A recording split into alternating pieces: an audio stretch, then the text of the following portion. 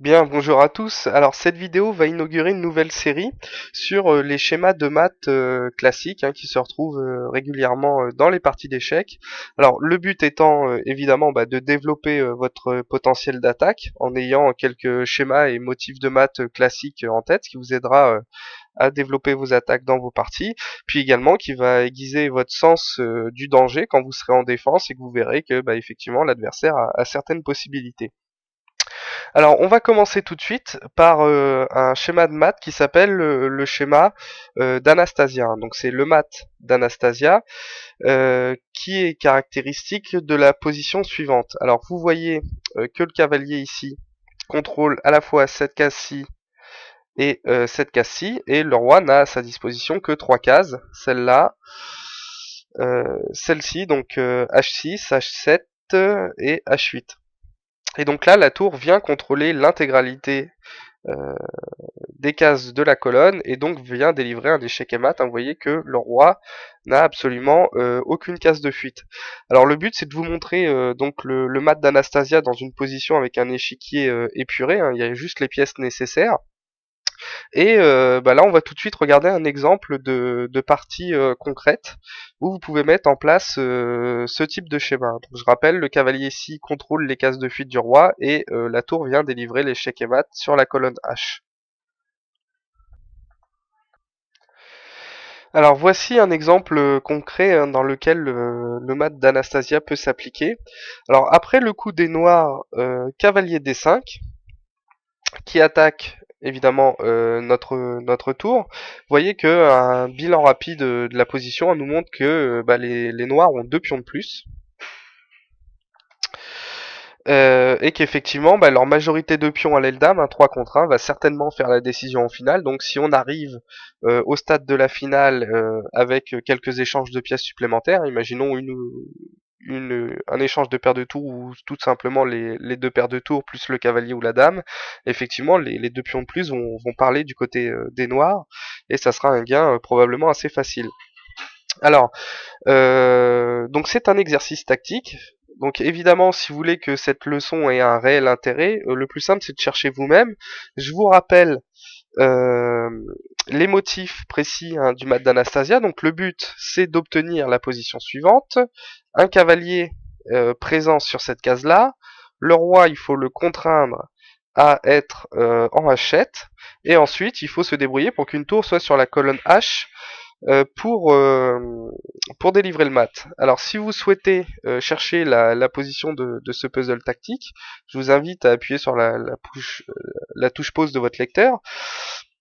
Voilà, alors pour ceux qui n'ont pas eu la patience de chercher ou ceux qui ont trouvé, félicitations. Alors le coup est le suivant, vous voyez que le cavalier ici contrôle cette case-là et donc évidemment pour l'instant on ne peut pas y installer notre cavalier sous peine qu'il y ait un échange et que finalement ça nous apporte pas grand-chose. Alors c'est le sacrifice de qualité, donc la tour va venir s'échanger sur le cavalier en levant le protecteur de la case E7.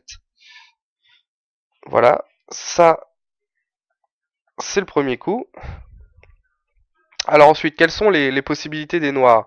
Donc effectivement, la prise semble nécessaire puisque la dame, si elle vient faire un échec ici, on va tout simplement reculer notre tour et attaquer la dame, donc les noirs ont perdu une pièce nette. Donc évidemment, c'est pas de leur intérêt. Donc la reprise du pion C sur la tour D5 semble forcée. Et en plus, ça a l'avantage évidemment d'attaquer immédiatement notre dame. Alors là, souvenez-vous du schéma euh, du mat d'Anastasie, le cavalier en E7, le roi ici, et la tour qui vient au final contrôler la colonne H.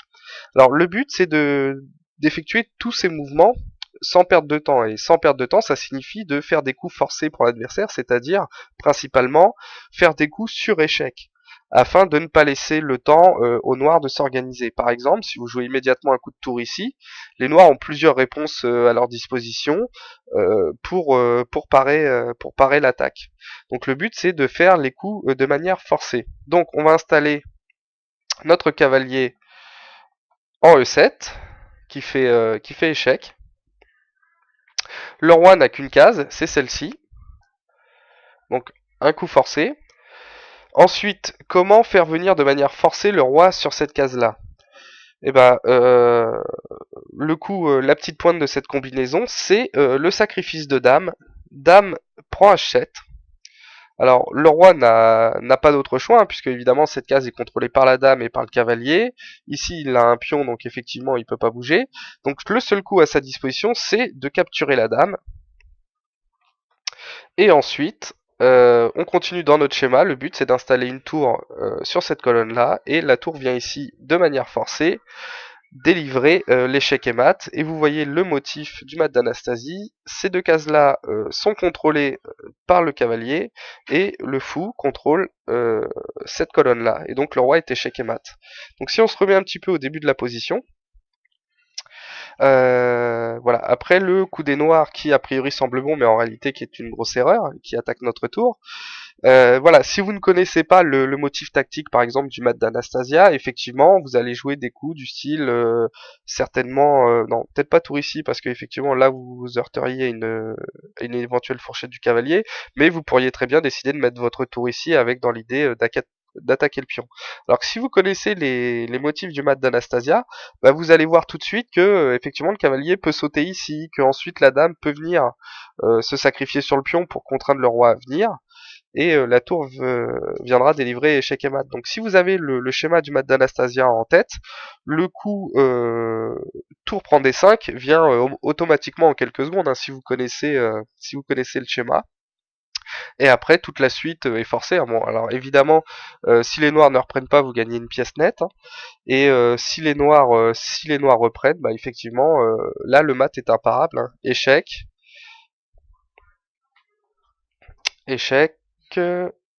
le roi bouge, sacrifice de dame qui est vraiment thématique, hein, dans ce mat d'Anastasie, et ensuite la tour qui vient ici délivrer l'échec et mat. Alors les points importants du mat d'Anastasia, les motifs importants à ne pas négliger, vous voyez que parfois à cause de certains petits détails, la combinaison marche ou ne marche pas. Alors le point important, c'est qu'il y ait une tour ici, ou en tout cas une autre pièce autre qu'un cavalier. Je m'explique. Si le cavalier vient ici, et vous partez du principe que la tour noire là n'existe pas, le roi ne sera pas obligé d'aller ici, et il pourra très bien venir sur cette case-là. Donc effectivement, un des motifs du mat d'Anastasia, c'est qu'une pièce encombre le chemin du roi, et qu'il n'ait pas d'autre case que de venir sur celle-ci. Ça, c'est le premier motif. Donc la reprise, échec. Donc là, cette case est obstruée, donc là, effectivement, le roi n'en a qu'une. Donc il vient ici. Second motif, sacrifice de dame, pour faire venir le roi ici. Et ensuite, la tour vient délivrer échec et mat. Alors que la tour vienne ici délivrer échec et mat, que la tour vienne là, ou ici, ça revient au même, hein, parce que ces deux cases-là sont contrôlées par le roi, et la tour ici ne peut pas être capturée par le roi. Par contre, admettons que la tour soit ici. Bah là, effectivement, la tour pourrait venir en protection du roi. Et donc ça, c'est un autre motif important du mat d'Anastasie. Donc le premier, c'est de bien vérifier qu'effectivement cette case-là est obstruée par une pièce adverse. Parce que si c'est une de nos propres pièces, bah, le roi pourra la capturer. Donc ça, c'est le premier motif. Et également, quand vous viendrez délivrer un échec ici, ici ou ici, bah, faut vérifier évidemment que ces cases-là ne sont pas contrôlées, par exemple, par un fou adverse ou un fou qui serait ici, qui contrôlerait cette case-là. Mais il faut également vérifier qu'aucune pièce ne peut venir s'interposer sur cette case-là. Donc ça, c'est les deux motifs à regarder. Et pour le reste, eh ben, évidemment, c'est classique, hein, il faut s'arranger pour contrôler cette case-là, quitte à sacrifier du matériel, de toute façon ça sera récupéré. Et toujours penser au sacrifice de dame thématique pour faire avancer le roi sur cette case-là. Donc voilà, je vous ai présenté le mat d'Anastasia qui n'est pas le plus connu, mais qui est vraiment, enfin qui est moi en tout cas un de mes préférés parce que je trouve que c'est très esthétique. Et par la suite, je vais continuer cette série de vidéos en vous montrant d'autres mats qui arrivent, d'autres schémas et motifs de maths qui arrivent un peu plus souvent en partie. Voilà, je vous dis à bientôt.